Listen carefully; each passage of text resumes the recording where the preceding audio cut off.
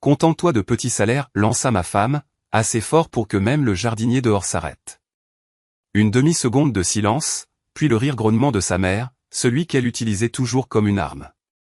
Les hommes comme toi ne devraient pas parler d'argent, ajouta-t-elle en faisant tournoyer une quantité ridicule de chardonnay comme si elle possédait le vignoble, bordel.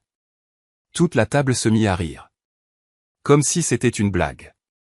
8 personnes, y compris le prof de pilates de ma femme et notre conseiller patrimonial, tous gloussant comme s'ils avaient décroché des places au premier rang d'un spectacle de moquerie.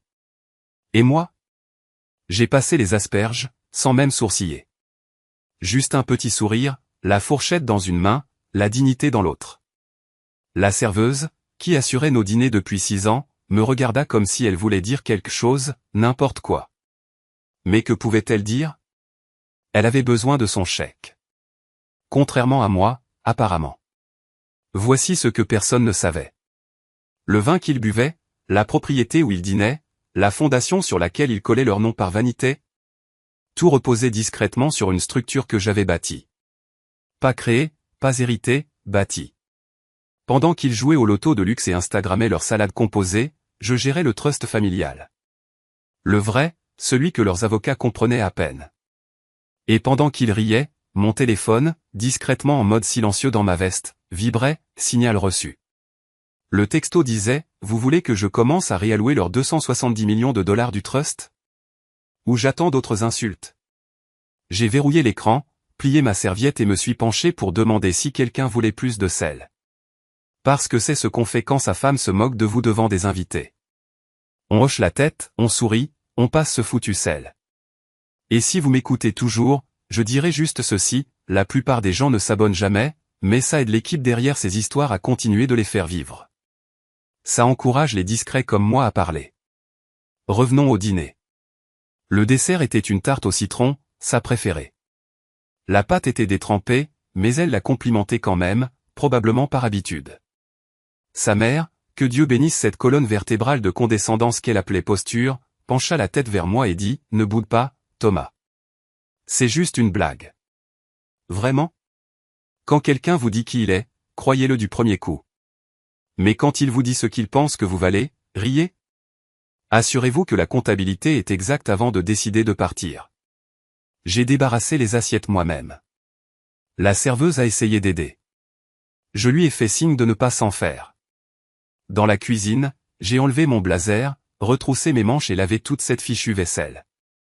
Pas parce que personne d'autre ne l'aurait fait, mais parce que j'avais besoin de temps. Du temps pour réfléchir. Du temps pour empêcher mes mains de trembler. Pas de rage, d'anticipation. Vous voyez, le trust n'était pas seulement de l'argent.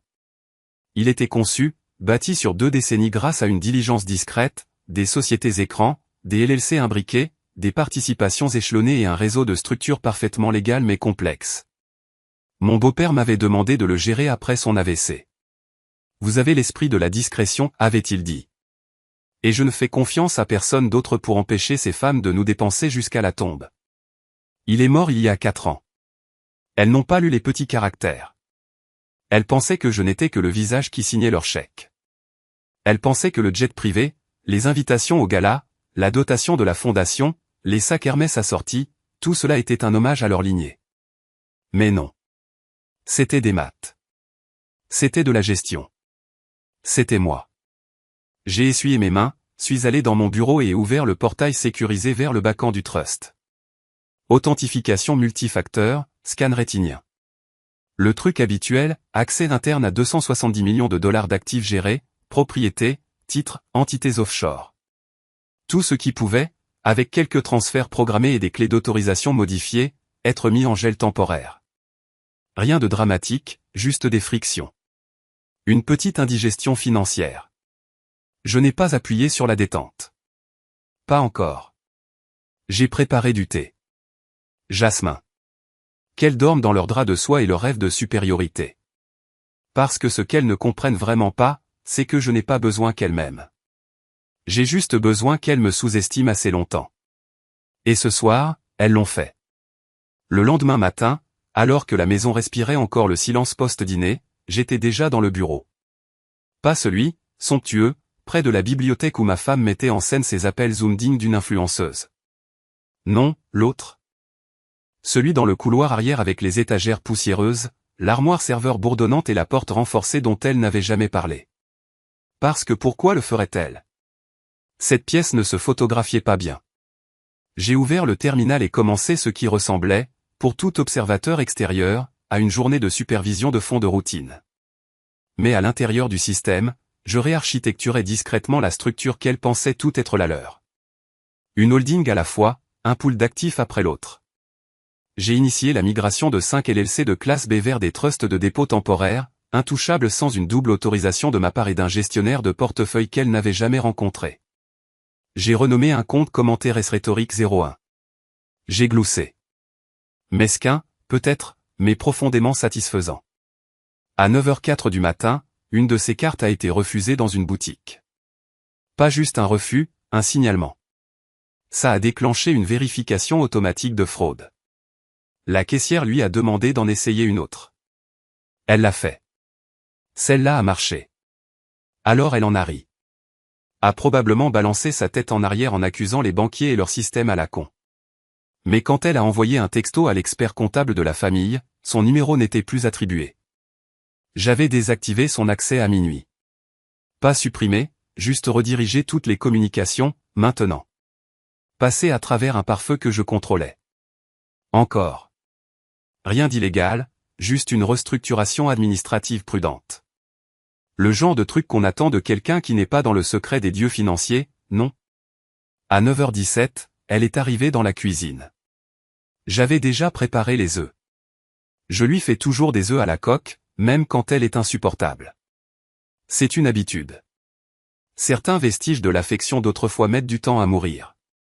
T'es debout tôt, a-t-elle dit, en bâillant de cette façon théâtrale qui donnait l'impression que chaque matin était une répétition générale. J'arrivais pas à dormir. J'avais quelques trucs à ranger. J'ai posé les œufs dans son assiette. Comme tu les aimes. Elle a plissé les yeux. Ma carte a été refusée chez Maison Loc. J'ai penché la tête. Bizarre. Peut-être que la banque a bloqué quelque chose. Ça arrive. Elle a acquiescé, en faisant défiler son téléphone. J'ai envoyé un texto à Carson. Il répond pas. J'ai versé son café. C'est étrange. Il allait bien la dernière fois que je lui ai parlé. Pas l'ombre d'un soupçon. C'était ça, la beauté d'être invisible dans son propre mariage. Quand on finit par bouger, personne ne voit rien venir. Elle a soupiré et pris une gorgée. Je déteste ces alertes de fraude. On dirait une criminelle. J'ai souri. T'inquiète pas. Ça va s'arranger. À 10h32, j'ai fini de transférer la propriété de l'Utah à une société écran qui n'existait même pas la semaine dernière. Je l'ai appelée Solstice 11. Il faudrait un mois, même à l'auditeur le plus malin, pour démêler tous les niveaux. D'ici là, la partie sera finie. À l'heure du déjeuner, 3 sous-comptes étaient bloqués pour des problèmes d'audit. Pas verrouillés, juste retenus par des lenteurs administratives. Un mémo que j'ai écrit il y a 6 mois a tout déclenché. J'étais fier de ce mémo. Ils l'ont juste survolé pendant une réunion trimestrielle. Elle a appelé sa mère à 12h08, en hochant la tête comme un pantin. Je le sais parce que la ligne fixe passe toujours par le serveur VoIP interne. Je n'ai jamais désactivé les logs, elle a dit. C'est sûrement un problème de système, a-t-elle marmonné, en riant à moitié. Thomas est bizarrement gentil aujourd'hui. Genre, limite Stepford. Sa mère, dont la voix est aiguë comme une vieille bouilloire, a dit « Ne lui demande pas d'aide. » Ces trucs le dépassent. J'ai coupé le blocage VoIP. Pas besoin de traîner. À 1h, j'avais fait 6 reclassifications, 4 blocages d'actifs et 2 changements de bénéficiaires. Tout parfaitement traçable. Tout parfaitement légal. S'ils demandaient, je leur montrerais les documents qu'ils ont signés. Scannés, archivés, oubliés. Elle a passé sa journée comme si de rien n'était. Parce que rien n'allait mal, pour l'instant. Et c'est ça, l'astuce, non? Un bon fantôme ne hante pas avec des chaînes et des cris.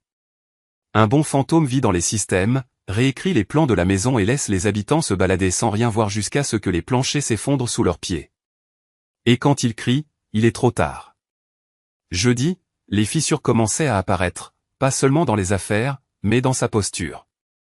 Le dos voûté était à peine visible, mais il était là. Une femme habituée à glisser à travers la vie devait maintenant se pencher en avant pour obtenir ce qu'elle voulait. Et ça ne marchait pas. Tout a commencé avec un tapis. Pas n'importe quel tapis, attention. Une expérience textile à 42 000 $ d'un designer islandais dont on disait qu'il avait incorporé de la poudre de perles. J'ai vu le moodboard qu'elle avait imprimé. Rédemption scandinave, peu importe ce que ça voulait dire. Elle avait engagé une nouvelle agence de décoration d'intérieur pour refaire la véranda, une pièce qu'elle n'avait pas utilisée depuis 2019, mais apparemment, elle était spirituellement désalignée avec l'énergie actuelle de la maison. C'est ce qu'elle a dit. J'ai failli m'étouffer avec mon café. Le virement était programmé pour 14h15. Il a échoué. À 14h16, elle a réessayé. Même chose. À 14h19, elle était au téléphone avec l'administrateur du trust. J'étais sur la terrasse ensoleillée, en train de relire un livre que je connaissais par cœur et de siroter un Sancerre dont elle ignorait qu'on en avait encore.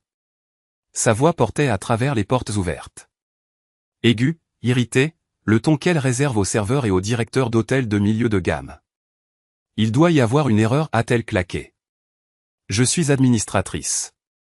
Les fonds sont disponibles. Un silence. Puis j'ai entendu la voix au bout du fil, lointaine mais visiblement mal à l'aise. Je suis désolé, madame, mais monsieur Delaney est le gestionnaire actif du compte. Tout changement ou approbation doit passer par lui. Silence. Alors, il est quoi, lui? Je me suis tourné vers Paige. Elle est sortie de la pièce 5 minutes plus tard, les joues rouges, le téléphone serré contre elle comme s'il lui devait de l'argent. Elle ne m'a pas regardé. Ce soir-là, pendant qu'elle était dans la baignoire, des bougies allumées, probablement en train d'essayer de faire disparaître la panique de sa peau, j'ai reçu un email de sa mère. Session d'urgence du Family Trust. Elle avait programmé un appel vidéo pour samedi. Tout le monde était en copie conforme. Les cousins, les conseillers financiers, son styliste. Pour une raison inconnue, une réunion de clarification urgente. Une manœuvre classique. Semer la panique. Affirmer sa domination. Réunir tout le monde dans la même salle virtuelle et leur rappeler qui est le patron. Malheureusement pour elle, l'agenda partagé était déjà hors ligne. Je l'avais discrètement supprimé du serveur 3 jours auparavant. Supprimé, pas archivé. Pas d'invitation aux réunions, pas de mise à jour. C'était comme s'il n'avait jamais existé. Elle est entrée dans le bureau plus tard dans la soirée, enveloppée dans un peignoir qui coûtait probablement plus cher que ma première voiture. Elle n'a pas frappé. Je ne cherche pas les problèmes, a-t-elle dit. Ce qui, bien sûr, signifiait le contraire. J'ai levé les yeux de mon écran. Calme, mesuré. Juste assez de curiosité pour paraître humain. Oui. J'ai essayé de virer de l'argent pour le projet de design. Ça a été rejeté. Ah. J'ai fermé l'ordinateur portable. Ce compte est en cours d'examen. On a eu des mises à jour administratives. Tu ne m'as rien dit. Tu n'as rien demandé. Sa mâchoire s'est crispée. Pourquoi aurais-je besoin de me renseigner sur notre fiducie? J'ai haussé un sourcil. Vous seriez surprise de voir à quel point cette question revient souvent dans le secteur financier. Propriété contre contrôle. Deux choses très différentes. Elle a croisé les bras. Tu es mesquin. Je me suis levé lentement et suis passé devant elle. Dans l'encadrement de la porte, je me suis arrêté. Tu sais, quand quelqu'un se moque des revenus d'une autre personne devant son personnel, ses invités, son propre mari, on pourrait appeler ça de la mesquinerie. Elle n'a rien dit. Le lendemain matin, sa mère est arrivée à l'improviste. SUV blanc, énorme, lunettes de soleil, de la taille d'une arme. Elle a sonné 3 fois, comme une déclaration de guerre. J'ai ouvert la porte moi-même. Rien que ça l'a déstabilisée. Il faut qu'on parle, maintenant, a-t-elle sifflé. Je vous offrirai bien un café, mais j'ai épuisé ma réserve de patience. Tu n'es pas drôle. Je ne plaisante pas. Elle m'a bousculé et est entrée dans le hall d'entrée. Qu'est-ce que tu as fait à la fiducie? Je l'ai protégée. Comme je le fais depuis 20 ans. Tu es en train de la démanteler. Non, je la gère simplement selon les nouveaux protocoles. Ceux que vous avez toutes les deux approuvés. Elle s'est figée. Je n'en reviens pas. J'ai brandi le dossier en cuir, sa signature et celle de sa fille, juste là, datant de la réunion de mise à jour de l'année dernière. Aucune d'elles n'y avait même jeté un coup d'œil. Trop occupée à se disputer au sujet du foutu menu du gala. Vous devriez vraiment lire ce que vous signez, Miranda. Je suis parti sans un mot de plus. Dans la cuisine, ma femme fixait la machine à expresso comme si elle détenait les secrets de l'univers. Maman est contrariée, a-t-elle murmuré. Probablement, ai-je dit. Elle a levé les yeux vers moi. Tu es en train de changer les choses. Je respecte ce que vous avez toutes les deux convenu. Et je m'en tiens à mes petits chèques de paie. C'est ce que je fais, je m'en tiens au mien. Elle n'a rien ajouté. Elle s'est juste assise à la table, fixant le marbre comme si elle réalisait enfin. L'argent n'était pas à elle. Pas vraiment. Plus maintenant. Elle a passé l'appel juste après le déjeuner, après qu'un autre achat en boutique ait échoué et que le compte de l'association caritative l'ait bloqué. C'en était trop pour Miranda. Elle arpentait la bibliothèque dans ses ballerines en soie, le téléphone collé à l'oreille comme une arme. Arthur, c'est Miranda. Nous avons besoin d'une réunion urgente concernant la fiducie. Il y a eu des irrégularités. Arthur Quinn était l'avocat de la famille depuis des années. Cheveux gris, discret, toujours bien habillé. Le genre de type qui portait des boutons de manchette avec du latin gravé dessus et qui sentait les vieux livres et l'encre. Un pro du droit successoral. Loyal, certes, mais pas stupide. Miranda s'attendait à ce qu'il obtempère. Au lieu de cela, il a hésité. Je crains de devoir décliner, Miranda, a dit Arthur, sa voix lente et prudente. Il n'y a pas de conflit d'intérêts. Je suis autorisé à arbitrer. Les amendements ont été apportés l'année dernière, signés et exécutés correctement. Si vous êtes préoccupé, vous pouvez faire appel à un avocat indépendant. Elle a cligné des yeux. Quels amendements? Il s'est éclairci la gorge. Je crois que vous avez paraphé la page 7, juste en dessous de la clause. Mettre à jour la section 14b. Pouvoir réversif attribué à Monsieur Delaney. Sa voix tremblait. Ça n'a pas été expliqué. C'était dans le dossier que je vous ai envoyé par courriel après notre réunion dans votre maison des Hantons. Vous avez accusé réception. L'appel s'est terminé rapidement après cela. Miranda n'a pas crié. Elle s'est juste assise dans le fauteuil en cuir, le regard vide, marmonnant quelque chose à propos de comptable sournois. Ma femme l'a trouvé ainsi, figé, martini intact, un talon enlevé. Ça aurait été drôle si ça ne lui ressemblait pas autant. Ce soir-là, le dîner était un canard rôti avec un glaçage aux figues, préparé par mes soins. Ça ne me dérangeait pas. Elles ont toujours aimé le spectacle des repas préparés par le personnel, mais j'aimais cuisiner. Ça me rappelait que même les petites choses pouvaient être parfaites si on y prêtait attention. Elle a enfoncé sa fourchette dans le canard, mâchant comme une machine. Tu ne réponds pas à mes textos, a-t-elle dit. J'étais occupé. Trop occupé pour expliquer ce que tu fais au compte? Harry a rempli son verre de vin. Je les gère. Elle a laissé tomber la fourchette. Elle a claqué sur l'assiette. Gérer? Tu es en train de les vider. Non, vider, ce serait liquider. Je réaffecte, je rationalise. Tu sais, en s'accrochant à de petits salaires. Ses yeux ont papillonné. Ne me ressors pas ça. Pourquoi pas? Tu étais tellement sûr de toi en le disant. C'est ridicule. Vraiment? Je me suis adossé, pliant la serviette en carré. J'ai honoré chaque engagement. Je n'ai jamais pris plus que ma part. J'ai rempli tous les rapports, signé chaque chèque, négocié chaque charge fiscale. Je n'ai jamais utilisé le trust pour mes plaisirs personnels. Tu peux en dire autant. Elle s'est levée si vite que sa chaise a crissé sur le sol en marbre. Ce n'est pas une question d'argent. C'est une question de toi qui essaie de prouver quelque chose. Peut-être. Elle me fixait. Pourquoi tu fais ça? J'ai souri, un sourire léger et uniforme. Je ne fais rien. Je respecte juste la structure. Celle que tu as acceptée. Celle que tu n'as pas pris la peine de lire. Sa mâchoire s'est crispée. Tu as demandé à Arthur de la modifier sans nous le dire. Non, je vous l'ai dit. Vous n'avez juste pas écouté. Ce qu'il faut savoir avec les gens discrets, c'est que quand on parle, c'est qu'on a déjà pris notre décision. On ne débat pas. On raconte. Elle s'est rassie lentement. La confusion remplaçant la colère. Je pouvais le voir pour la première fois. Pas de défi. Pas de sentiment de supériorité. Du doute. La graine était semée. Et la vérité, c'est que je ne leur volais rien. Je ne prenais rien qui ne m'appartienne pas. Je changeais les règles.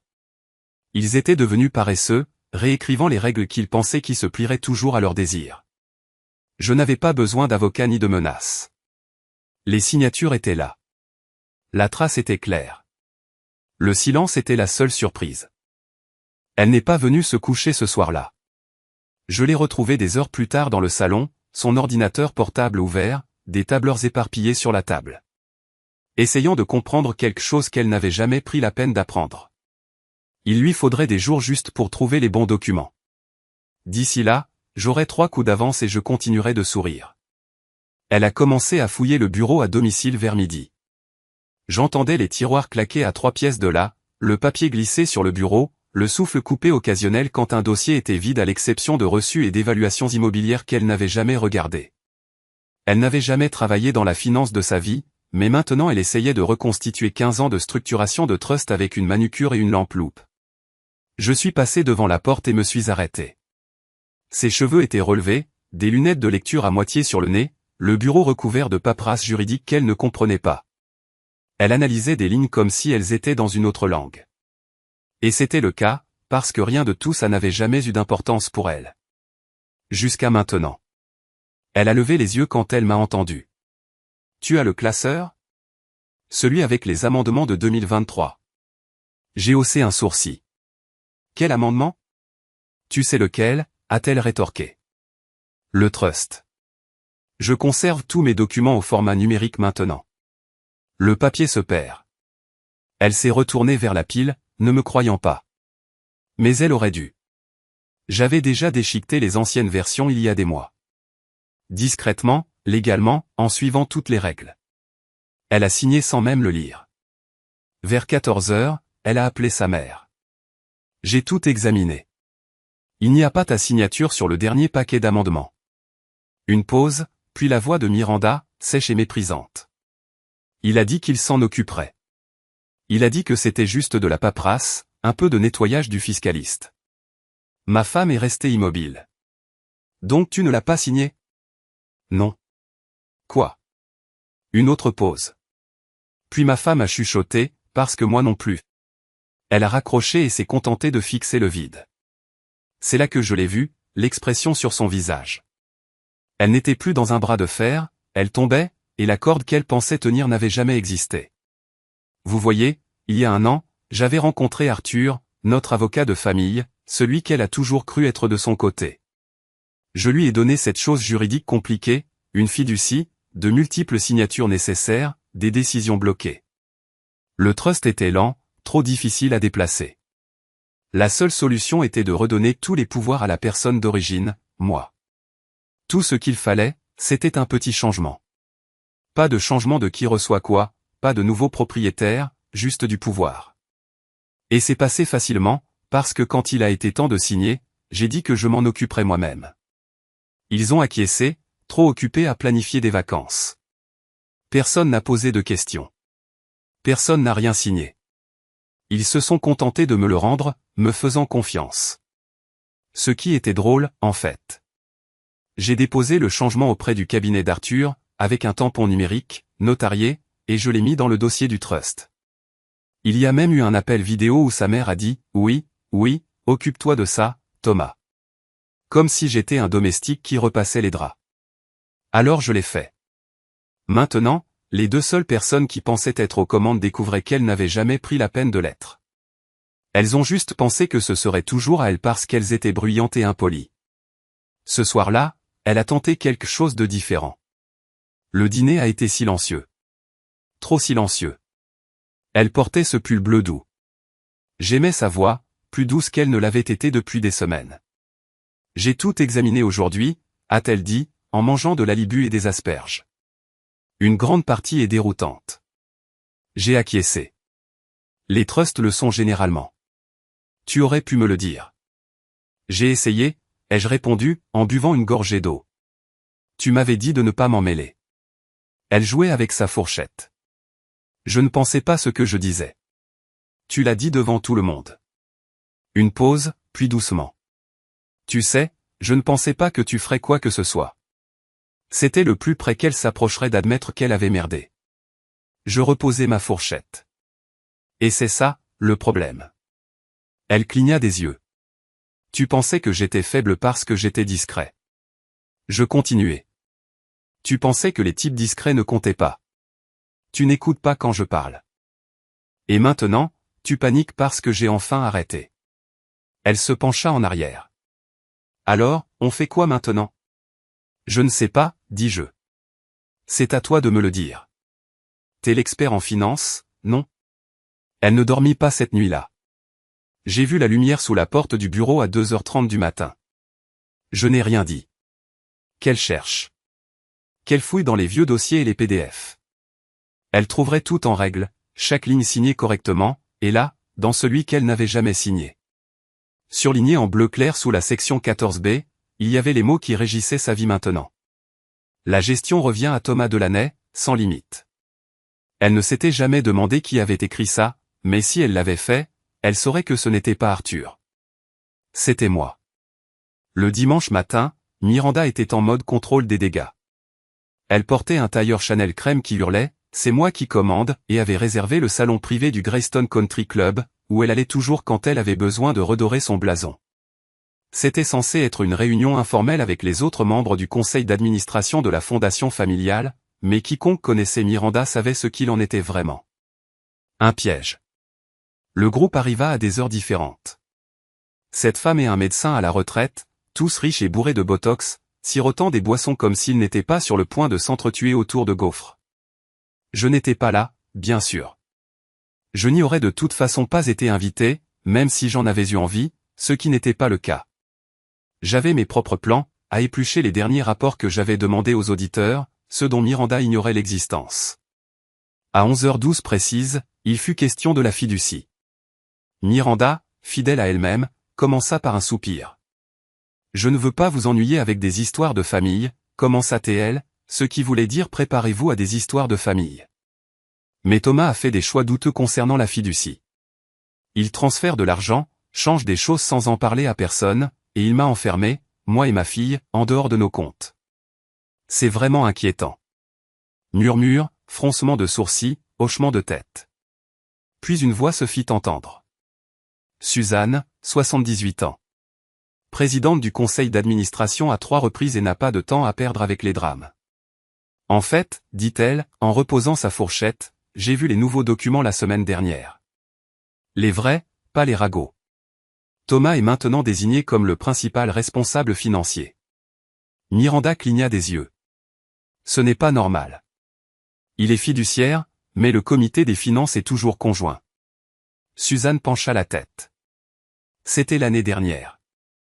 Il y a une clause, l'amendement 14B, je crois, qui lui donne plein pouvoir, à partir de ce moment-là. Silence. L'une des autres femmes but une gorgée, regardant autour d'elle comme si elle venait de découvrir le mimosa. Très intéressant. Miranda toussa, se reprit et força un rire. Eh bien, je vais devoir appeler Arthur. Ce n'est pas possible. Suzanne ne sourit pas, faites ça. Le brunch était gênant.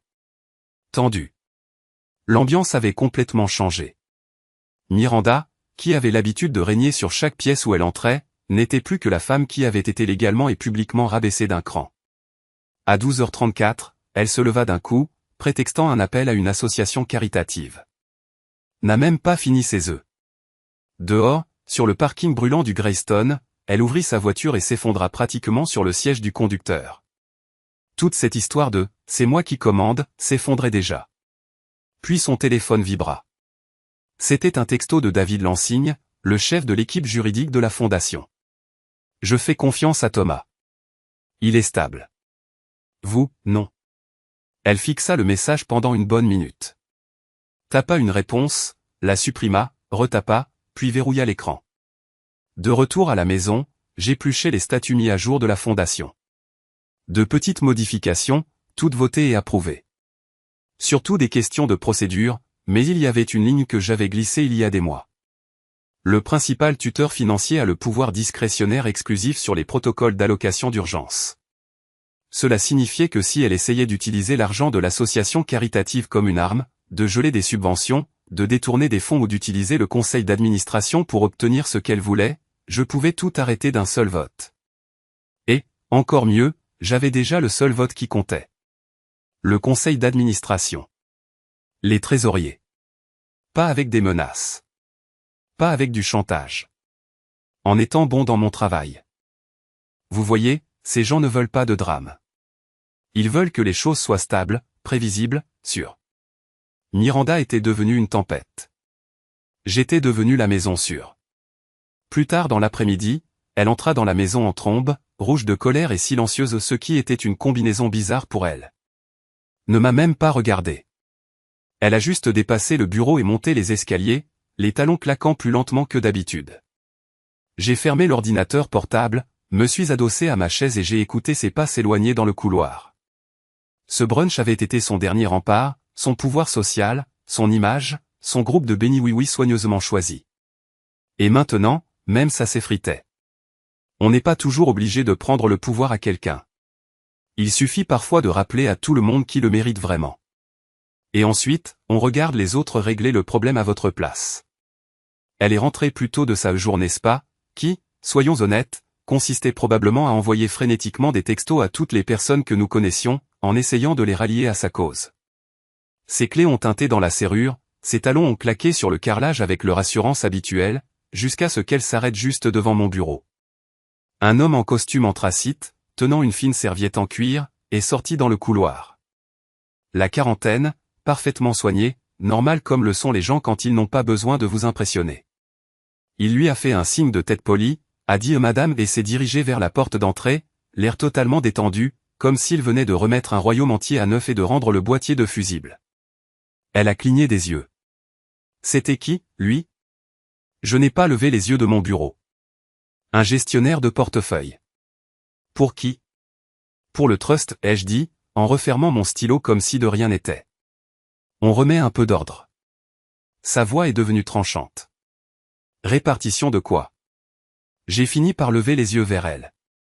Du pouvoir, des fonds, de l'influence. Tout ce que tu disais que je n'étais pas qualifié pour gérer. On se contente de rééquilibrer les choses, de les rendre plus justes. Elle est entrée dans le bureau et s'est plantée juste devant mon bureau, comme une directrice d'école sur le point de gronder un élève.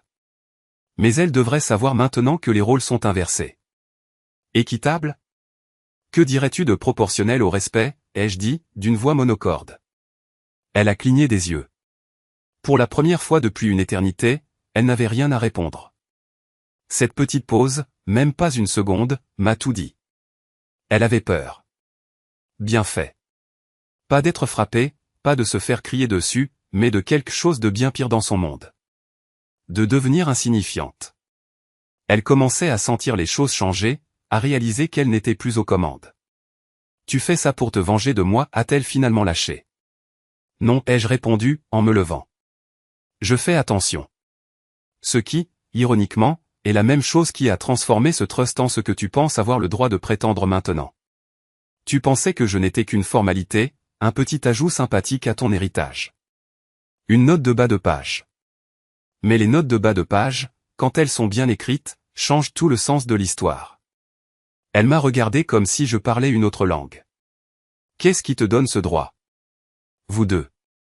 Quand vous avez ri, quand vous m'avez traité de petit, quand vous avez agi comme si mon travail n'était qu'un passe-temps. Quand vous pensiez que j'étais silencieux parce que j'étais d'accord avec vous. Je suis passé lentement devant elle jusqu'au bar à côté de la fenêtre et j'ai versé un peu de scotch. Pas pour le boire, juste pour rendre le silence plus pesant. Il est en train de réallouer, ai-je répété. Des associations caritatives, des biens immobiliers, des actions. Nous gelons également les dépenses de luxe au-delà d'un certain montant jusqu'à ce que nous puissions examiner l'éthique de l'utilisation de l'argent. Elle a froncé les sourcils. Quel montant? Montant de respect, ai-je dit, avec un sourire narquois. Tout est lié maintenant.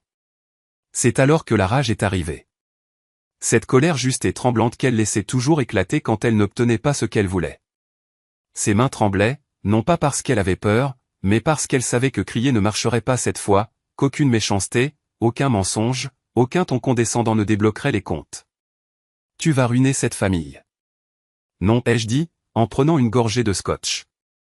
Je la protège de la négligence, de l'arrogance, de l'idée qu'il est normal de prendre les choses simplement à cause de qui on est. Elle a regardé autour de la pièce comme si elle s'attendait à ce que quelqu'un la soutienne. Personne ne l'a fait. Il n'y avait que nous. Et à ce moment précis, je crois qu'elle a enfin vu ce que j'avais vraiment fait. Personne ne viendrait à son secours, personne ne lui devait de faveur, personne n'allait la soutenir.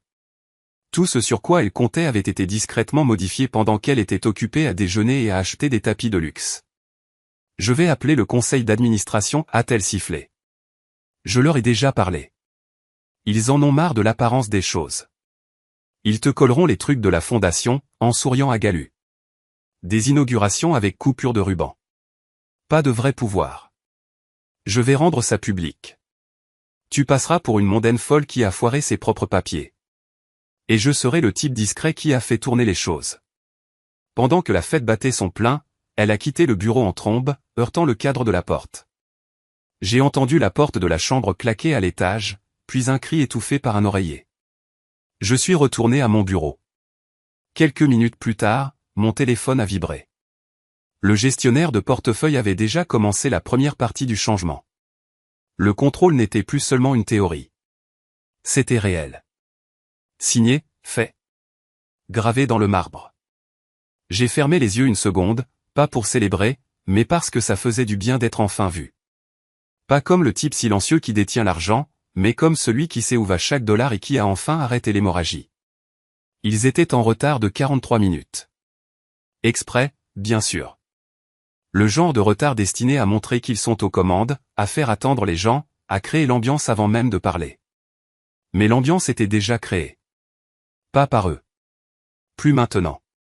La chaleur des bougies réchauffait la salle à manger, et la grande table en chêne était débarrassée des assiettes, le vin trônant au centre. La conversation allait bon train, brillante, bien trop profonde pour les divagations habituelles de Miranda. À une extrémité était assis Douglas, ami de la famille depuis près de 20 ans et l'un des meilleurs avocats spécialisés en droit successoral du coin. Cheveux gris, costume gris foncé. Le genre de type à vous voyez même s'il vous connaissait depuis la fac. En face de lui, Julien, mon gestionnaire de portefeuille. Plus jeune, plus vif, moins patient, mais avec un cerveau capable de découper des tableurs comme un couteau. Et puis il y avait moi, assis entre les deux comme si j'avais ma place, non pas comme un figurant, mais comme le point central. Quand ma femme et sa mère ont fini par entrer, leurs talons claquant comme si elles étaient en colère, elles n'ont eu droit ni aux excuses, ni aux chaises qu'on déplace, ni à des plats qu'on sert à la hâte. Elles ont eu droit à 3 hommes discutant calmement d'impôts et de marchés étrangers. Miranda était bouche bée. Sa mère a reniflé. On ne nous avait pas dit que c'était formel. Je ne me suis pas levé. Inutile de se mettre sur son 31. Il n'était pas question d'apparence. Il était question de clarté. Elles sont restées plantées près de la porte, hésitant à s'asseoir. Les 2 chaises vides avaient déjà disparu. J'espère que vous avez mangé, ai-je dit. On a déjà fini le dîner. Ma femme a croisé les bras. Tu ne pouvais pas attendre ? J'ai attendu 15 ans, ai-je répondu.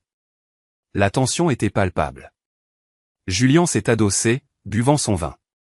Douglas a plié sa serviette, s'est penché en avant et a dit de sa voix d'avocat, « Allons-y, si vous le voulez bien. » J'ai hoché la tête et j'ai sorti un fin dossier de ma serviette, je l'ai posé sur la table et je l'ai tourné vers elle. Ceci, ai-je dit, est le document final pour la fiducie. Miranda n'a pas bougé. Sa mère a fait un pas en avant, le regardant comme si c'était une bombe. Qu'est-ce que tu veux dire par final ? Je veux dire, ai-je dit lentement, que puisque vous avez toutes les deux dit que je ne devrais pas parler d'argent, je vais faire ce que vous voulez. Je me retire de toute discussion future concernant l'argent. Pour toujours. J'ai marqué une pause, puis j'ai continué. Pas de la fiducie elle-même, a ajouté Douglas. Pour être clair, la fiducie est maintenant divisée en 4 parties distinctes. Monsieur Delaney en reste responsable. Vous, a-t-il dit à Miranda, recevrez un versement mensuel, tout comme votre fille. C'est une somme conséquente, et elle augmente avec l'inflation. C'est automatique, a précisé Julien. Et, a dit Douglas, le conseil d'administration peut suspendre les versements en cas de scandale public, d'atteinte à notre réputation ou de détournement de fonds. C'est quoi ce bordel, a lâché ma femme. De la responsabilisation, ai-je dit. Une nouveauté que nous expérimentons. Sa mère a reculé comme si je l'avais frappée. Tu ne peux pas faire ça, a-t-elle dit. Douglas a haussé un sourcil. Il l'a déjà fait. C'est signé, déposé, et vous avez toutes les deux donné votre accord en juillet dernier. Je n'ai jamais rien signé. Vous avez paraphé la version en ligne, ai-je dit. Page 9. Juste au-dessus de la section intitulée Supervision financière déléguée et conditions de versement en points. Le visage de ma femme est devenu blanc. Tu nous punis. Non, ai-je dit doucement. Je ne fais que rétablir l'équilibre. Pendant des années, tu as pris toutes les décisions en appelant ça un partenariat. Vous avez utilisé les événements mondains comme des armes et vous avez agi comme si mon travail n'était qu'un passe-temps. Vous vous êtes toutes les deux assises sur une fortune que j'ai amassée tout en faisant croire à tout le monde que je n'étais là que pour faire joli. J'ai poussé le dossier vers elle. Ce n'est pas une vengeance. C'est la nouvelle donne. Vous ne voulez pas que le conseil d'administration vous surveille? C'est simple. Comportez-vous comme des adultes. Comme des partenaires. Comme des personnes qui savent que l'argent ne donne pas le droit de maltraiter les autres. Miranda avait l'air sur le point de pleurer ou de hurler. Ou les deux.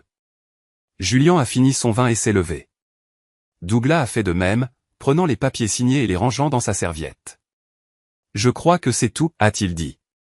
J'ai acquiescé. Aucune des deux femmes n'a bougé. Julien les a regardées.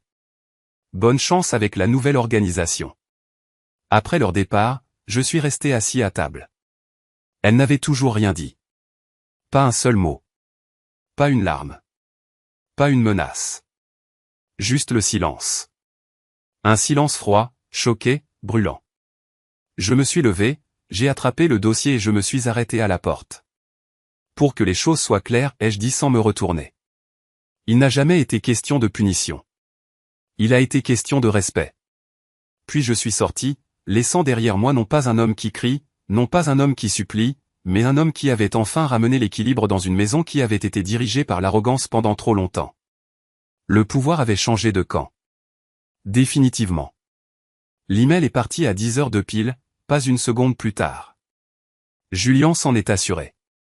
Ce genre de précision, c'est son truc. Il l'a envoyé à tous les donateurs, membres du conseil d'administration, partenaires exécutifs et médias liés à la fondation. Une ligne d'objet simple, presque élégante dans sa façon de sonner comme un point final. Annonce concernant la direction. Réalignement stratégique. À l'intérieur, il était écrit, à compter d'aujourd'hui, Thomas Delaney est nommé directeur de la stratégie de la fondation familiale Delaney Graham. Sa vision et sa gestion de longue date des actifs de la fondation ont été essentielles à sa croissance et à sa stabilité. Miranda Graham et Annabelle Graham assumeront des rôles d'ambassadrices, se concentrant sur le rayonnement et les legs. Nous les remercions pour leur service continu et attendons avec impatience ce nouveau chapitre. Le message était professionnel, soigné, presque stérile.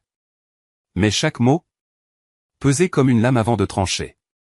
À 10h19, un journaliste de Financial Life avait déjà mis l'article en ligne, en première page du site web. L'architecte discret d'un héritage de 270 millions de dollars se révèle. L'article était bien, même respectueux. Mais le sous-texte? Pas subtil. Tout le monde dans notre cercle pouvait lire entre les lignes. Je n'avais pas pris le contrôle. J'avais enfin revendiqué ce qui m'appartenait depuis le début. Ensuite, les photos ont été retirées. La section leadership du site web montrait auparavant ma femme et sa mère au premier plan. Des photos choisies par leur équipe de relations publiques. Des biographies qui ressemblaient à des légendes Instagram. Passionnée par l'héritage, animée par l'élégance et la vision. Championne de la philanthropie moderne. Disparue. Remplacée par une simple bannière.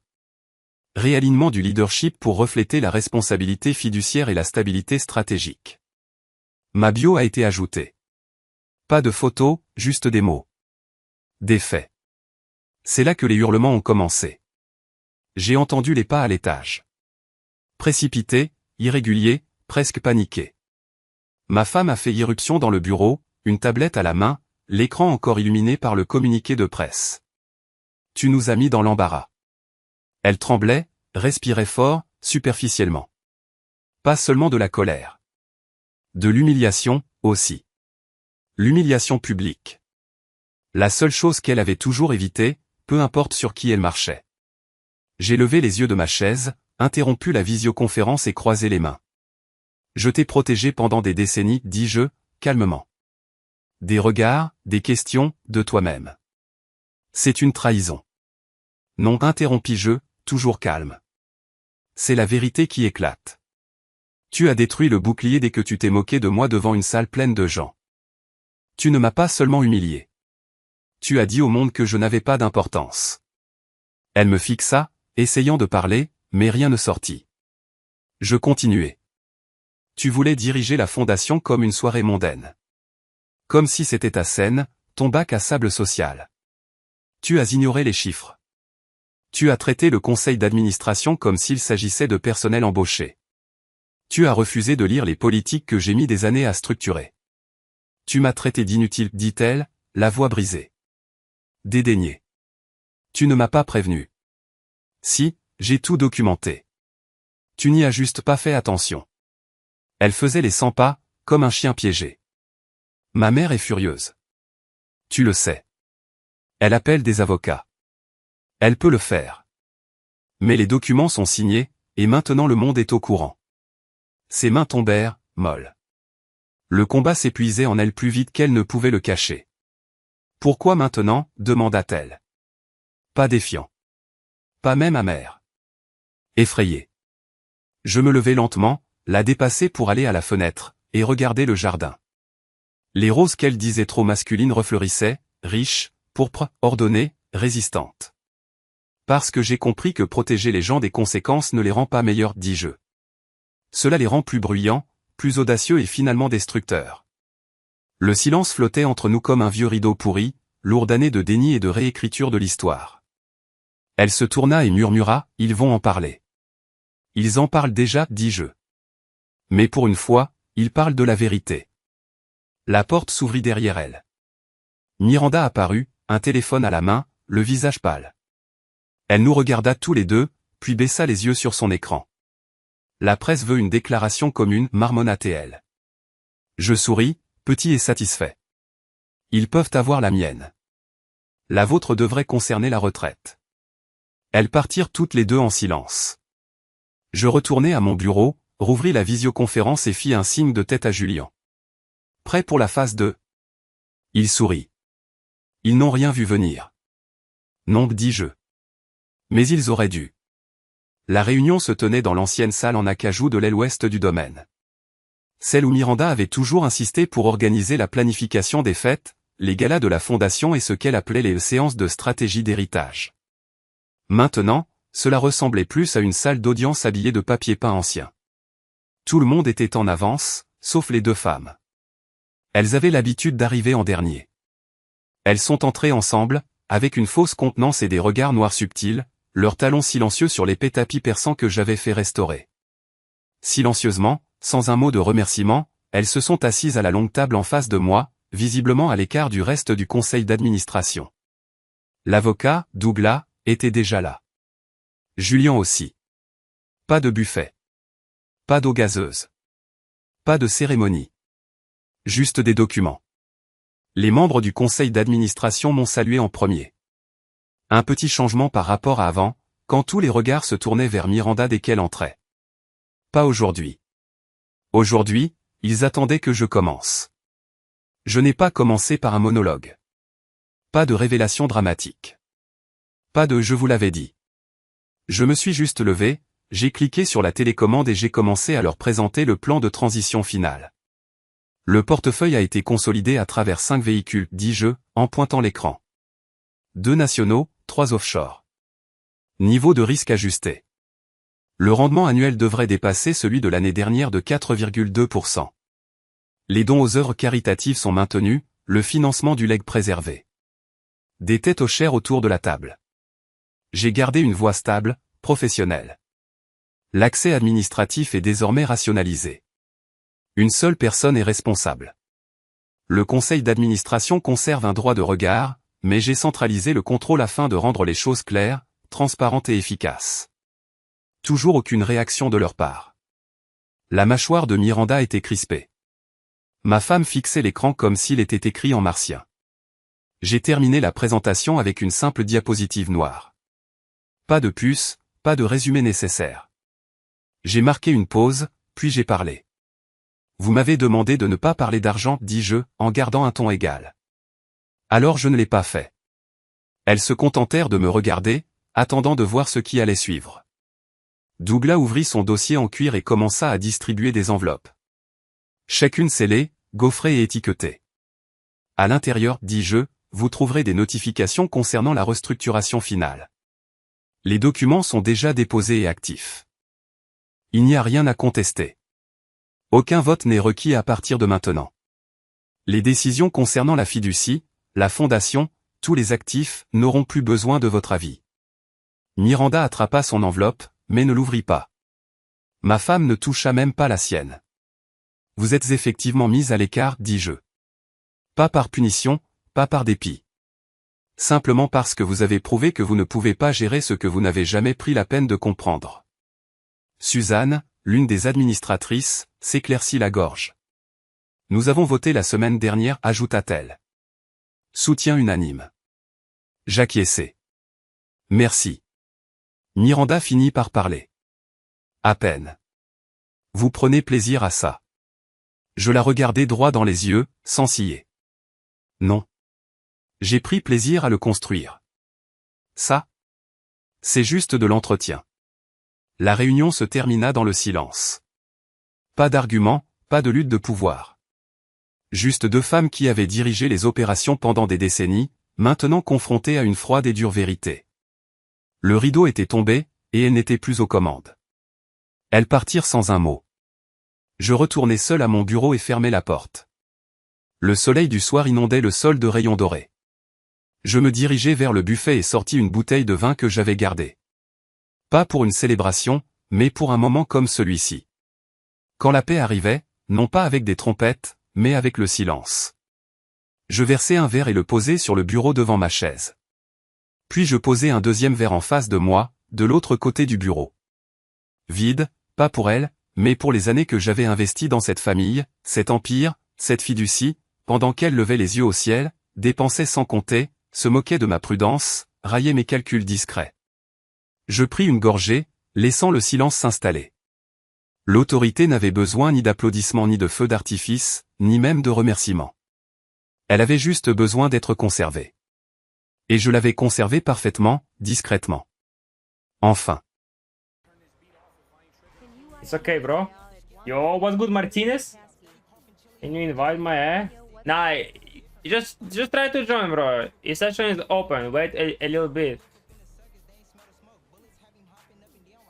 I had to start my app. It's alright, bro. I'ma wait.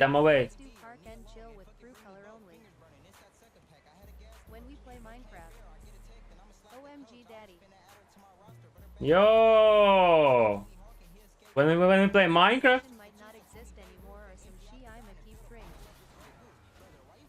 Chat, should I just make new session?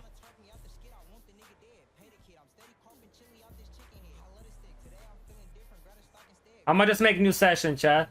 Give me a second.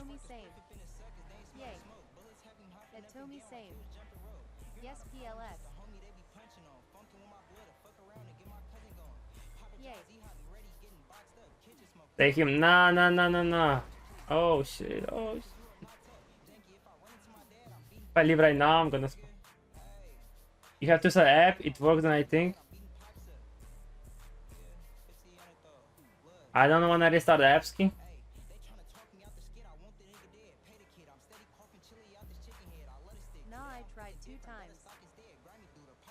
You did? I'm gonna just make new session. Give me a sec. I'm gonna go to a next spot where we do park and show. Ooh. So you restarted your game 4 times? Yo, what the fuck you saying, Tommy? I wanna go to Croatia, chat. Croatia looks beautiful. You joining? New session? Okay, chat, new session. Ew. Slovenia too. Slovenia? You should I can show you some new shisky. And Is Slovenia have sea? I wanna go to a country where they got sea. what you doing? We're doing park and chills. Park and chills. What's good, Christian? Yeah, and it's fire, it's fire. Give me some muscle cars. Wanna see? Any muscle car. Slovenia has like a little tiny bit of. You probably pull up to Claremore, Oklahoma. Ain't sweet here. Come on, bro. And we have Sweeter than a grandma's cookie, ninja.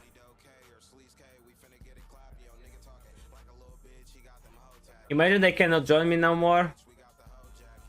Yaka you barely got C though. Barely got C. And we have big booty girls here. Ooh. And tell me facts. So no C. Hell nah. I wanna see. I wanna go see C. Come to Cali. Kelly, hell yeah. Nah, the Kelly is a different story, bro. This shit is far, but this is dope. They got a little C. Croatia, like, it's close to Ukraine, but hey, Kelly. Were you late live? Kelly is my dream. Kelly is my dream, cool. Croatia has a big C. LA, bro. Y'all still can join me, bro. Come on, ninja. Y'all can or can't? Slovenia is next to Croatia. I can join. Why I'm late live? Am I late? Unable to connect to Session Ninja. It's still taking ages for me too. So what do I do? I'm trying to reset my shit. Lobby glitch.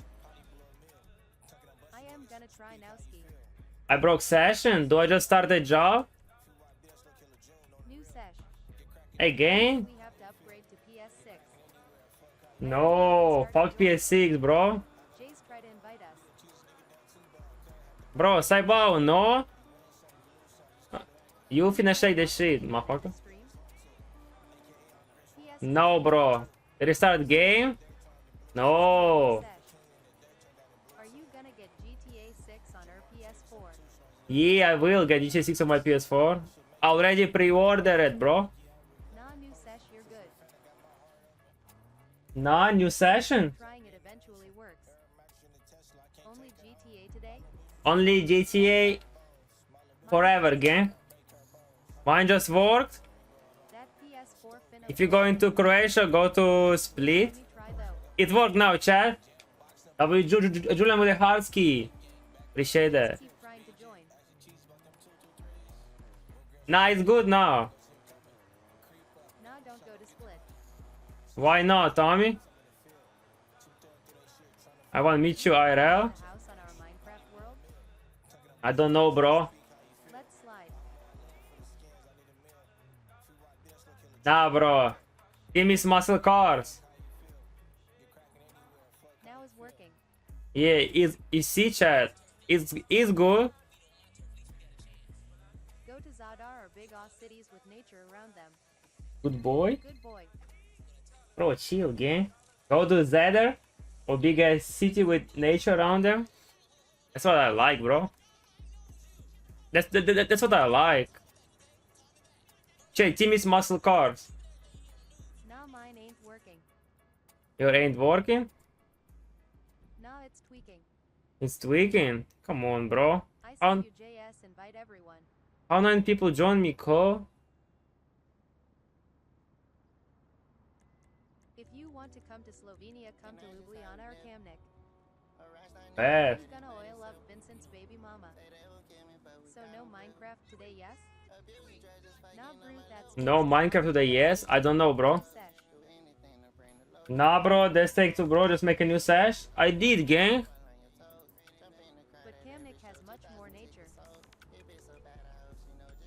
I made new session. If I make new session, it's gonna be same thing. I'm gonna just try invite y'all. I want C. I want to see C. I want C. I'm joining. I want C. I want beaches. I want a lot of beach. I wanna swim. Yo, what's good, bro? Invite me. Yo, what up, Justin?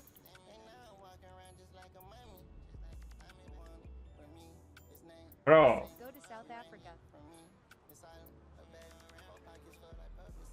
No, bro. Europe, gang. Europe. First, we start with the Europe, alright? Then we finish with Africa, or US. How you ever do it before, bro? Why did Mr. JSKIIND me? Then go to Koper or Azola or go swimming in Termeshat. Go to Morocco. UK, bro. North Beach, UK. That's cold as fuck in UK. Nothing. I'm just tired. Get some rest, bro. If I restart game, I need to do the whole shit, bro. Yeah, I need to wait. I'm gonna get pancakes, my ninja. Hey, yo! We doing park and chills? Nah, people are joining. I wait and it work.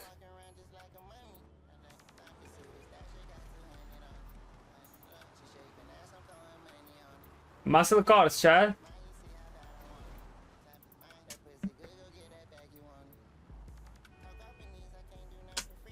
W3K likes. W3K likes on TikTok. Yeah, it should be good now. It should be good now. Ooh, look at this lineup. Yes, sir. Yes, sir. 12. Yep. Oh, 12. I'm gonna wait a little bit more. Yo, Froggy, it's me, AM back. It's you. Morocco. Welcome back, bro. At my PSN. Like my new outfit? I am Hinsky, Yeah. Yo, W doing feed, bro. right now, Ninja. J5? Ah, Ninja J5. What's good? How you been? Hold on, still trying to join. Still trying to join? J5 is back from the dead. J5 back from the dead? Build battle again? You will play Minecraft and will they build battle? Yeah, but I'm not if I'm playing Minecraft today. Test in school. I want a lot of people to join, but only 8 can join, so that's why I don't like. Good. I've been busy having tests in school. W-mans, bro. Let me add people back. W-mans for staying locked in. No matter what you do, but you staying locked in, bro. School, work.